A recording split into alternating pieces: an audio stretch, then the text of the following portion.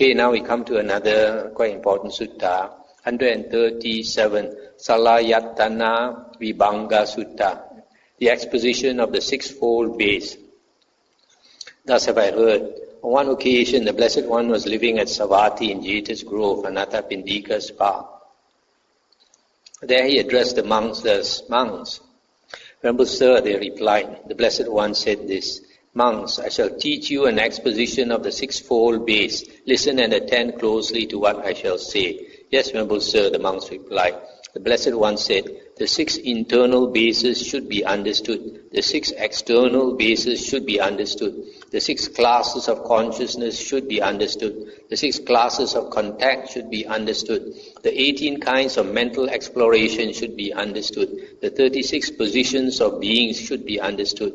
Therein, by depending on this, abandon that. There are 3 foundations of mindfulness that the Noble One cultivates, cultivating which the Noble One is a teacher fit to instruct a group. Among the teachers of training, it is he that is called the incomparable leader of persons to be tamed. This is the summary of the exposition of the Sixfold base. The 6 internal bases should be understood. These 6 internal bases can also, you can also say, the 6 sense bases. So it was said, and with reference to what was this said, there are the eye base, ear base, nose base, tongue base, body base, mind base. So it was with reference to this that it was said the 6 internal bases should be understood. Stop here for a moment. These 6 internal sense bases are the eye, ear, nose, tongue, body, and mind. The 6 external bases should be understood, so it was said. And with reference to what was this said, there are the form base, the sound base, the odor base, the flavor base, the tangible base, and the mind object base. So it was with reference to this that it was said the 6 external bases should be understood. Stop here for a moment. These 6 external bases can also said to be the 6 external sense objects. That means objects that impinge on the 6 sense organs. Here, form impinges on the eye, sound impinges on the ear, odor impinges on the nose, flavor impinges on the tongue, tangible or touch impinges on the body, and mind object or thoughts impinge on the mind. The 6 classes of consciousness should be understood, so it was said. And with reference to what was this said, there are eye consciousness, ear consciousness, nose consciousness, tongue consciousness, body consciousness, and mind consciousness. So it was reference to this that it was said the 6 classes of consciousness should be understood. These 6 consciousness, eye consciousness can also be said to be the seeing consciousness. Ear consciousness can also be said to be the hearing consciousness. Nose consciousness can be said to be the smelling consciousness. And the tongue consciousness can be said to be the tasting consciousness. Body consciousness can be said to be the touch consciousness or tactile consciousness or tangible consciousness. The mind consciousness can be said to be the thinking consciousness. The 6 classes of contact should be understood, so it was said. And with reference to what was this said, there are eye contact, ear contact, nose contact, tongue contact, body contact, and mind contact. So it was with reference to this that it was said the 6 classes of contact should be understood. This contact meaning the external sense bases contact the internal sense base. The 18 kinds of mental exploration should be understood. This mental exploration, the Pali word is mano pavichara. Vichara is sustained thought. So mental thought, here it says mental exploration. So it was said. And with reference to what was this said, on seeing a form with the eye, one explores a form productive of joy. One explores a form productive of grief. One explores a form productive of equanimity. Similarly, on hearing a sound, smelling an odor, tasting a flavor, touching a tangible, cognizing a mind object, one explores these external sense objects productive of joy or productive of grief or productive of equanimity. Thus there are 6 kinds of exploration with joy, 6 kinds of exploration with grief, and 6 kinds of exploration with equanimity. So it was with reference to this that it was said the 18 kinds of mental exploration should be understood. The 36 positions of being should be understood. Stop here for a moment. These positions, the Pali word is pada, positions.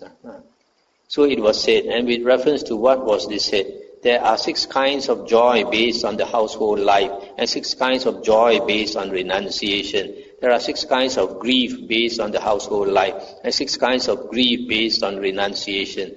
There are 6 kinds of equanimity based on the household life, and 6 kinds of equanimity based on renunciation.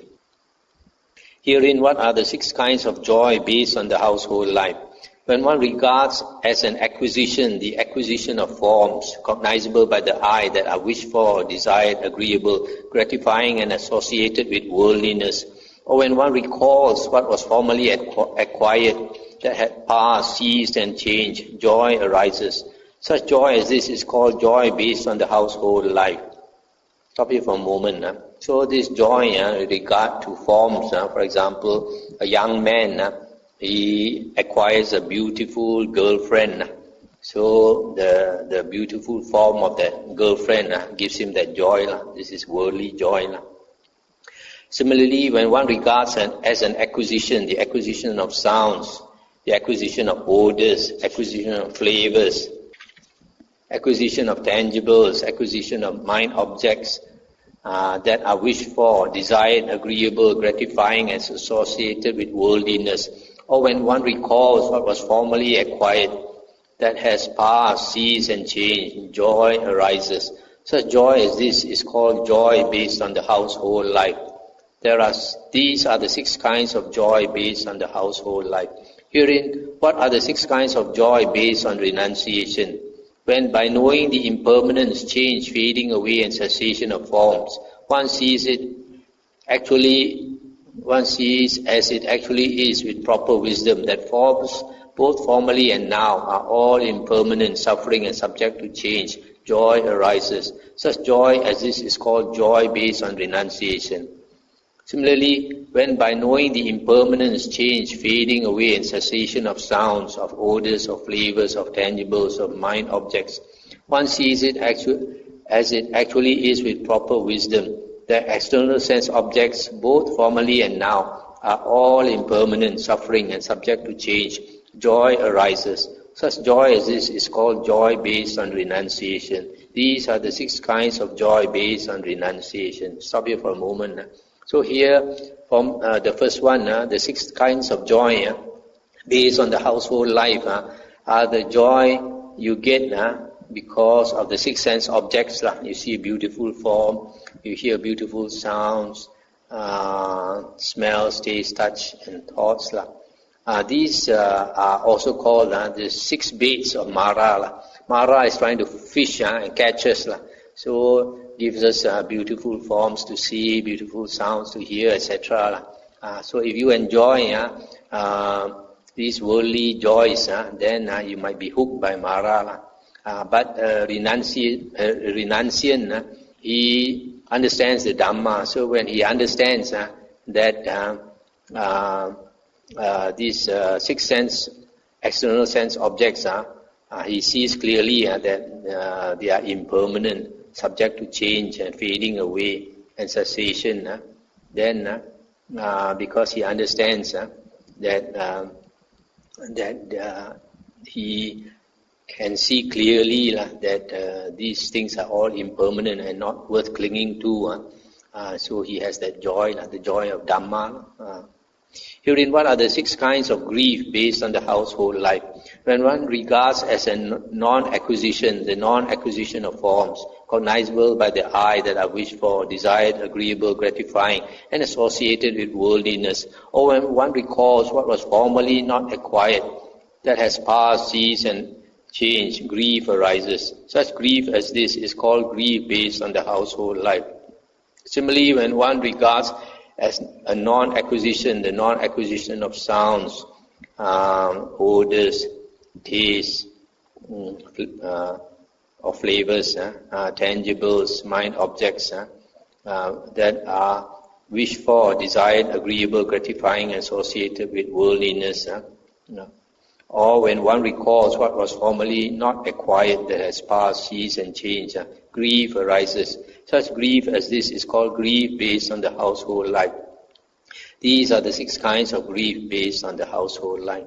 I'll stop here for a moment. Here, when you cannot get what you want, for example, a young man, he wants a beautiful girl to be his girlfriend, but the girl is not interested in him. So because he cannot get it, so he grieves. Or somebody, one recalls what was formerly not acquired. For example, somebody, the son or the daughter passed away, and then when you think of what you lost, the form that you lost, grief arises. This is called grief based on the household life. Similarly for the other sense objects. Herein, what are the 6 kinds of grief based on renunciation? When by knowing the impermanence, change, fading away and cessation of forms, one sees as it actually is with proper wisdom that forms, both formerly and now, are all impermanent, suffering and subject to change. One generates a longing for the supreme liberation thus: when shall I enter upon and abide in that base that the noble ones now enter upon and abide in? In one who generates thus a longing for the supreme liberation, grief arises with that longing as condition. Such grief as this is called grief based on renunciation. Similarly, when by knowing the impermanence, change, fading away and cessation of sounds, of odors, of flavors, of tangibles, of mind objects, one sees as it actually is with proper wisdom that all these external sense objects, both formerly and now, are impermanent, suffering and subject to change. One generates a longing for the supreme liberation thus: when shall I enter upon and abide in that base that the noble ones now enter upon and abide in? In one who thus generates a longing for the supreme liberation, grief arises with that longing as condition. Such grief as this is called grief based on renunciation. These are the 6 kinds of grief based on renunciation. Stop here for a moment. So here, this renunciant, he understands that all these external sense objects are impermanent and a source of suffering, forms or body, then sounds, smells, tastes, touch and thoughts. And because of seeing impermanence, then he wants to practice the holy path. And when he practices the holy path, he's longing for liberation, to be liberated from suffering. So you see here, we come into the holy path, we come and practice the holy path when we grieve. So suffering, grief is the best teacher in the world. If we don't have suffering, nobody wants to practice the holy path. Unless you're somebody with what we call Shin Kan, San Kan, this person with very good karma from previous life. If you already practice the holy path in a previous life, then even from very young, you want to practice the holy path. Otherwise, for most people, you only want to come into the holy path after you suffer, after you see suffering. So suffering actually is the best teacher in the world. For some people, the suffering they see when they are young, that is the best. When you see suffering when you are young, then you will want to practice the holy path when you are young. But unfortunately, a lot of people only see suffering when they are old, after enjoying all the worldly things.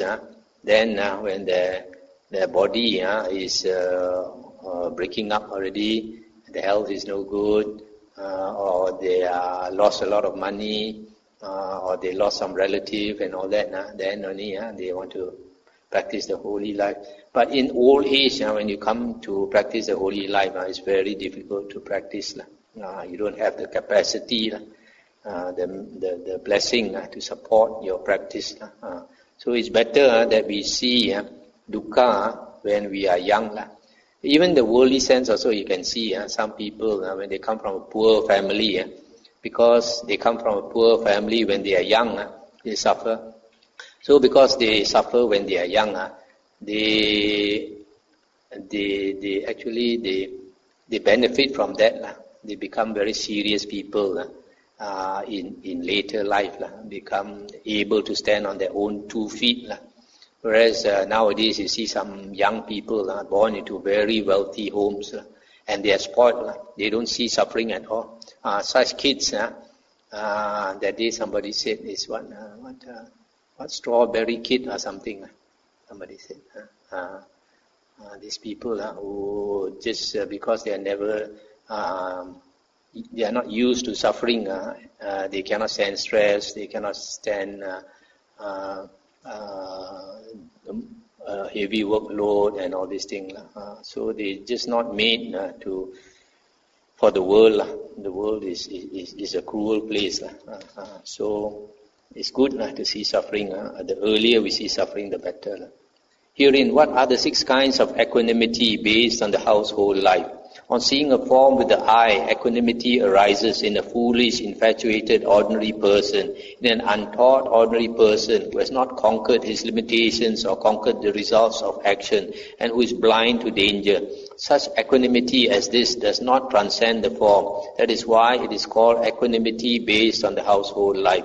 Similarly, on hearing a sound with the ear, on smelling an odor with the nose, on tasting a flavor, on touching a tangible or cognizing a mind object, equanimity arises in a foolish, infatuated, ordinary person, in an untaught, ordinary person who has not conquered his limitations or conquered the results of action and who is blind to danger. Such equanimity as this does not transcend the external sense objects. That is why it is called equanimity based on the household life. These are the 6 kinds of equanimity based on the household life. I'll stop here for a moment. So here the Buddha says that this worldly this equanimity or equanimity based on the household life is somebody who does not see the danger in form, sounds, smells, taste, touch and thoughts. So he's taking it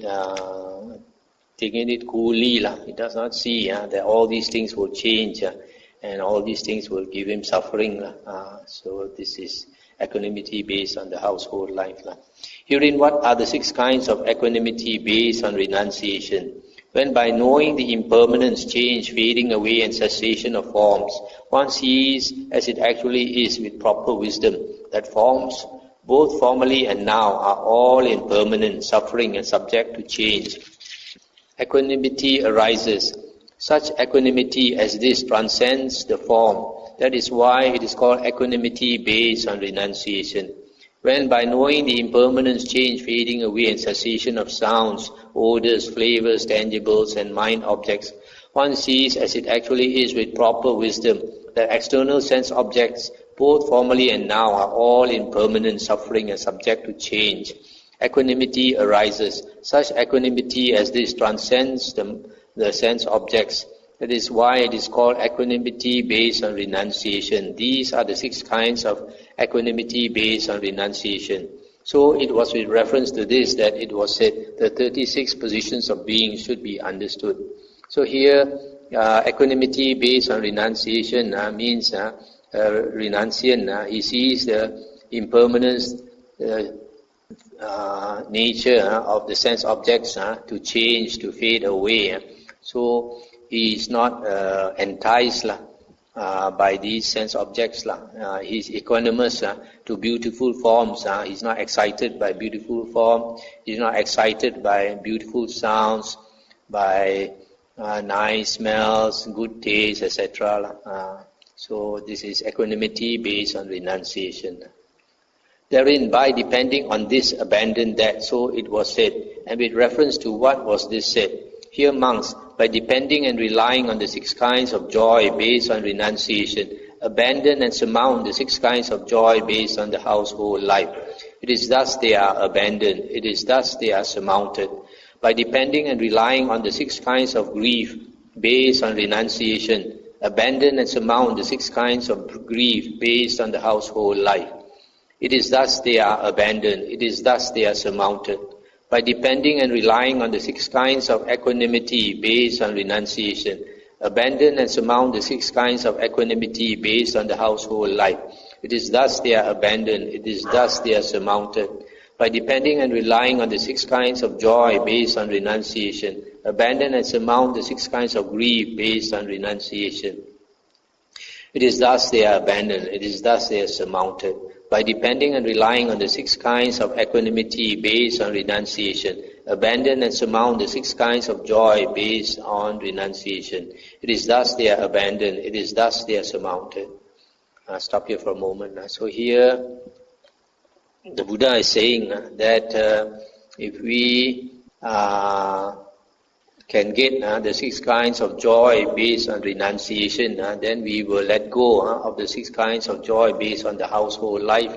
Similarly, if we can understand and get the 6 kinds of grief based on renunciation, namely the longing for liberation, then we can abandon, let go of the 6 kinds of grief based on the household life. Similarly for the equanimity. And then after you have the joy, the grief and the equanimity of renunciation, then the Buddha says, use the 6 kinds of joy based on renunciation to abandon the 6 kinds of grief based on renunciation.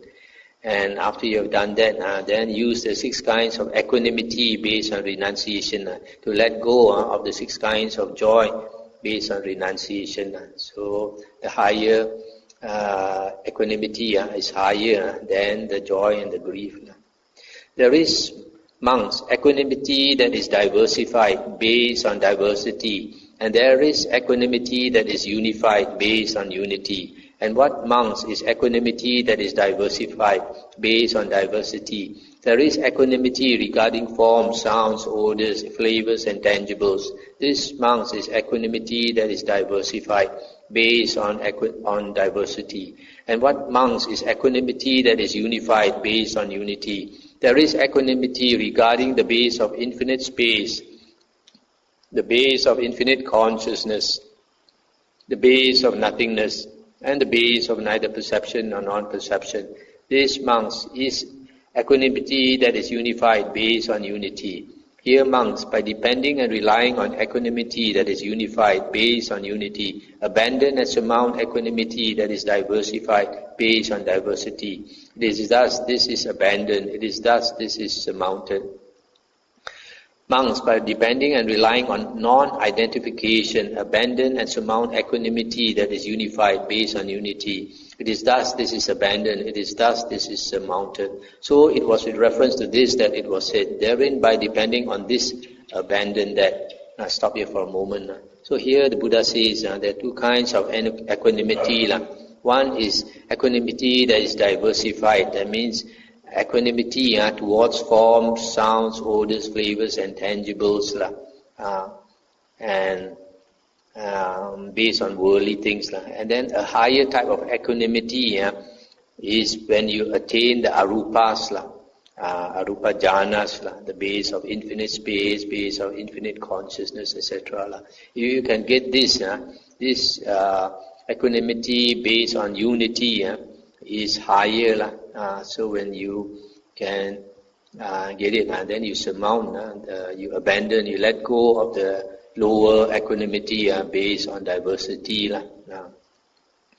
And then even after you can attain the equanimity from attaining the arupa jhanas, then the Buddha said, then you have to practice non-identification. That means you don't identify yourself with the arupa jhana. You don't identify the self, means you don't say I have attained, especially if you like this base of nothingness. When a person attains the base of nothingness, then he can see there is nothing, all is mind made. Then if a person can attain non-identification, cut off the self from the state, the attainment, this is how you let go, you abandon the equanimity that is unified. There are three foundations of mindfulness that the Noble One cultivates, cultivating which the Noble One is a teacher fit to instruct a group. Stop here for a moment. This Noble One, I think, refers to the Buddha. So it was said. And with reference to what was this said? Here, monks, compassionate and seeking their welfare, the teacher teaches the Dhamma to the disciples out of compassion. This is for your welfare, this is for your happiness. His disciples do not want to hear or give ear or exert their minds to understand. They err and turn aside from the teacher's dispensation. With that, the Tathagata is not satisfied and feels no satisfaction, yet he dwells unmoved, mindful and fully aware. This, monks, is called the first foundation of mindfulness that the Noble One cultivates, cultivating which the Noble One is a teacher fit to instruct a group. Stop here for a moment. So here when the Buddha says Tathagata, it refers to himself. So he is the Noble One.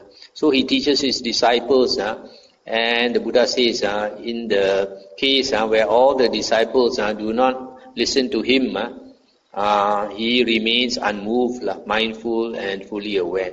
This, the mind being unmoved and mindful, sometimes in the suttas, the Buddha says he always remains thus, or he always remains such. In Chinese they call what? Ru putong. Such unmoving. This Pali word is tata. That's why the Tathagata, thus gone one. Thus gone one. So this tata is the thus. So the Buddha, whatever happens, because he has no more self, he always remains the same, thus or such, unmoved. Furthermore, monks, compassionate and seeking their welfare, the teacher teaches the Dhamma to the disciples out of compassion. This is for your welfare, this is for your happiness. Some of his disciples will not hear or give ear or exert their minds to understand. They err and turn aside from the teacher's dispensation. Some of his disciples will hear and give ear and exert their minds to understand. They do not err and turn aside from the teacher's dispensation. With that, the Tathagata is not satisfied and feels no satisfaction, and he is not dissatisfied and feels no dissatisfaction. Remaining free from both satisfaction and dissatisfaction, he dwells in equanimity, mindful and fully aware. This, monks, is called the second foundation of mindfulness that the Noble One cultivates, cultivating which the Noble One is a teacher fit to instruct a group. Furthermore, monks, compassionate and seeking their welfare, the teacher teaches the Dhamma to the disciples out of compassion. This is for your welfare, this is for your happiness. His disciples will hear and give ear and exert their minds to understand. They do not err and turn aside from the teacher's dispensation. With that, the Tathagata is satisfied and feels satisfaction, yet he dwells unmoved, mindful and fully aware. This, monks, is called the third foundation of mindfulness that the Noble One cultivates, cultivating which the Noble One is a teacher fit to instruct a group. So it was with reference to this that it was said, there are three foundations of mindfulness that the Noble One cultivates, cultivating which the Noble One is a teacher fit to instruct a group. So here the Buddha says that he is a teacher fit to instruct a group because whether the disciples listen to him, or some listen, some do not listen, or all of them listen to him, he may be satisfied or he may not be satisfied, but his mind always remains unmoved, equanimous. So, in the same way, we should be like the Buddha, unmoving or praise or blame. If we are unmoving or praise or blame, whether people praise the teacher or blame the teacher, he knows that he's doing his duty to teach the Dhamma. He remains unmoved. Such a person, he can only be unmoving if that person is not greedy, not greedy for fame, not greedy for offerings. Then only he will be unmoved. Among the teachers of training, it is he that is called the incomparable leader of persons to be tamed. So it was said. And with reference to what was this said? guided by the elephant tamer monks. The elephant to be tamed goes in one direction, east, west, north or south. Guided by the horse tamer monks, the horse to be tamed goes in one direction, east, west, north or south. Guided by the ox tamer monks, the ox to be tamed goes in one direction, east, west, north or south.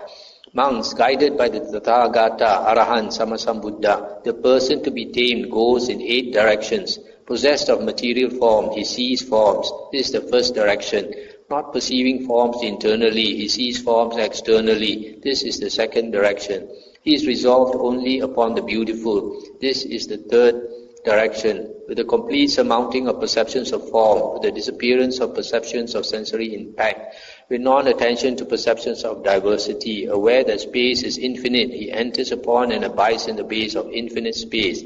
This is the fourth direction. By completely surmounting the base of infinite space, aware that consciousness is infinite, he enters upon and abides in the base of infinite consciousness. This is the fifth direction. By completely surmounting the base of infinite consciousness, aware there is nothing, he enters upon and abides in the base of nothingness. This is the sixth direction. By completely surmounting the base of nothingness, he enters upon and abides in the base of neither perception nor non-perception. This is the seventh direction.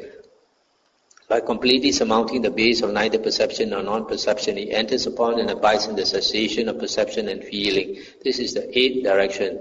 Monks, guided by the Tathagata, Arahant, Sammasambuddha, the person to be tamed goes in these 8 directions. So it was with reference to this that it was said, among the teachers of training, it is he that is called the incomparable leader of persons to be tamed. That is what the Blessed One said. The monks were satisfied and delighted in the Blessed One's words. That's the end of the sutta. So this last part, the Buddha is talking about the 8 vimokka, the 8 liberations.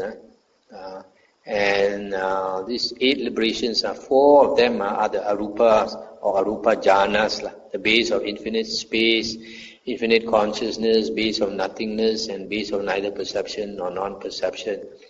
And then you have the cessation of perception and feeling. And then the other 3, being able to see forms, and then being able to see forms externally, then resolve on the beautiful. So these are all concerning meditation. But this, sometimes people use this, some monks, and they say that this includes the 4 jhanas, but the 4 jhanas are not mentioned here. So even an arahant, he does not need to have this 8 vimokka. If an arahant possesses 4 jhanas, 4 rupa jhanas, he doesn't need this 8 vimokka. He can still be liberated, can destroy the taints. This is mentioned in the Anguttara Nikaya. But these 8 liberations are not so important. In the Buddha's teachings, what is important is destruction of the taints or asavasa, attaining liberation, and also the 4 jhanas and the abhinyas, the higher knowledges. So this sutta, there's quite a lot of dhamma here in this sutta. You have to slowly reread this sutta or re-listen to this Dhamma talk to understand it better. So I'll stop here for now. Anything to discuss?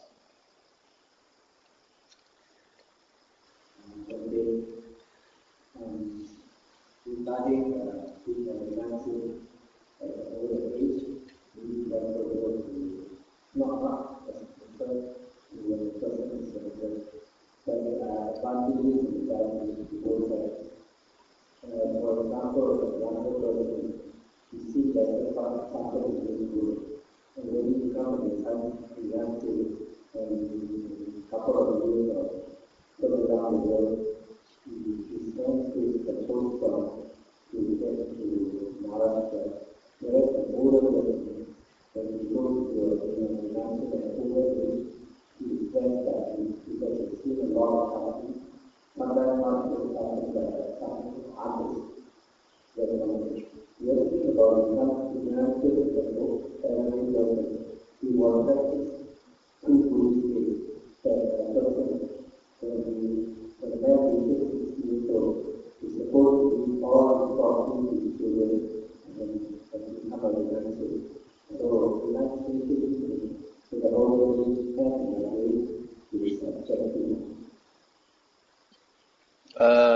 This second one, you said 60 years is from who? Who? Where is it? All these values and they got an age young after the 16 years old to get married. Usually you start at 16 to get married, and then you have a family, and then you do business, you do well. And by the age of 60, most of these Christians do.